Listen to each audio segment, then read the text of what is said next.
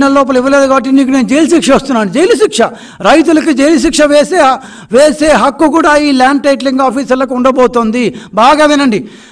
Land titling officer అడిగిన సమాచారాన్ని నిర్ణీత సమయంలో, నిర్ణీతం అయితే ఎంతో చెప్పలేదు కానీ నిర్ణీత సమయంలో ఇవ్వకపోతే ఆ ల్యాండ్ టైటిలింగ్ ఆఫీసర్ ఆ రైతుకో లేకపోతే ఆ ఇంటి గలవాడికో ఆ భూ యజమానికో జైలు శిక్ష, 6 నెలల పాటు జైలు శిక్ష వేసే అధికారం ఉంది. దీని మీద పోవాలంటే మళ్ళీ ల్యాండ్ ట్రిబ్యునల్ పోవాలి. ల్యాండ్ ట్రిబ్యునల్ ఎవరుంటారు? మళ్ళీ జగన్మోహన్ రెడ్డి అపాయింట్ చేసే వాళ్ళు ఉంటారు. ఇదంతా ఆయన ఓడిపోతున్నారు కాబట్టి ఇవంతా జరగకపోవచ్చు కానీ ఆయన ఊహ అయితే అదే, ఆయన ఆలోచన అయితే అదే. సో దీన్ని ఏ భూములు మన వైఎస్ఆర్సీపీ వాళ్ళు ఐడెంటిఫై చేస్తారో ఆ భూములన్నింటినీ డిస్ప్యూట్ రిజిస్టర్ అంటారు, వివాదాస్పద రిజిస్టర్ అంటూ ఒకటి పెడతారు.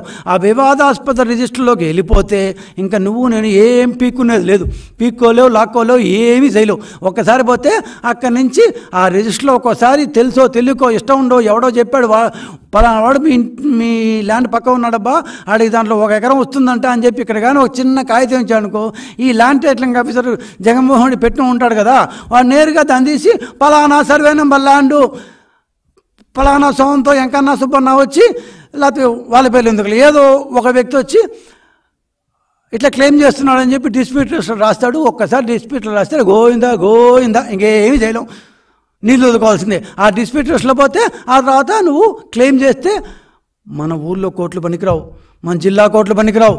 ట్రిబ్యునల్ జగన్మోహన్ రెడ్డి గారు పెట్టాలి అనుకున్న ట్రిబ్యునల్లోకి పోవాలి. అక్కడ ఉండేది ఆయన వాళ్ళే, వీళ్ళ వాళ్ళే. ఆ ట్రిబ్యునల్లో కాదంటే హైకోర్టుకు పోవాలి. అంటే ప్రతిసారి అమరావతి హైకోర్టుకు రావాలి.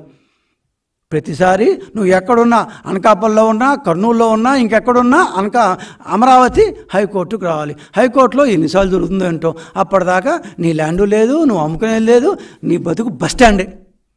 ఇదండి ల్యాండ్ టైటిలింగ్ చట్టం. ఈ చట్టాన్ని కనీసం మన చేతుల్లో పత్రాలు కూడా పెట్టకుండా కాపీ తీసుకెళ్ళిపోని ఒరిజినల్ పత్రాలంట డిస్ప్లే చేసి కాలిఫోర్నియాలో పెడతాడంట, దాని బ్రాంచ్ ఆఫీస్ ఎక్కువ ఉంటుందంట. అవునా కాదో చెప్పిసావరు. సో ఇంత ఘోరంగా, ఇంత కన్ఫ్యూజన్గా, ఇంత నిరంకుశంగా, ఇంత దురాలోచనతో భూములు మొత్తం కొట్టేయాలి. మీరు వచ్చిన స్టార్టింగ్లోనే ఒక ఇది చేశారు, బిల్డ్ ఏపీ అంటూ గవర్నమెంట్ స్థలాలు మొత్తం అమ్మే తెలుసుకున్నారు.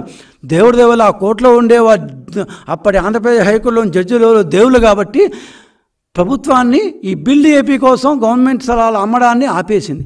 అట్లాగా ఇవాళ ఆ రోజు గవర్నమెంట్ స్థలాలు అన్నారు, ఈరోజు ప్రైవేట్ స్థలాలు చెప్తున్నారు. ప్రైవేట్ రైతు స్థలాలు, ప్రైవేటు ఇళ్ల స్థలాలు, ప్రైవేటు ఇల్లు కాదేది అనర్హం.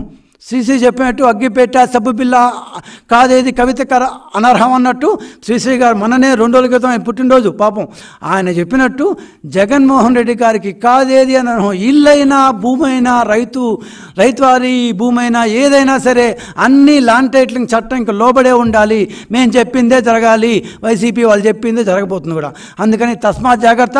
ఆంధ్రప్రదేశ్ ప్రజలు మీ జీవనోపాధి, మీ జీవనాధారం, మీ భూమి, మీ కాళ్ళ కింద భూమి కదిలిపోతోంది. ఆంధ్రప్రదేశ్ ప్రజలు బాగా వినండి, మీ కాళ్ళ కింద భూమి కదిలిపోతుంది. మీరు పాతాళానికి జారిపోబోతున్నారు.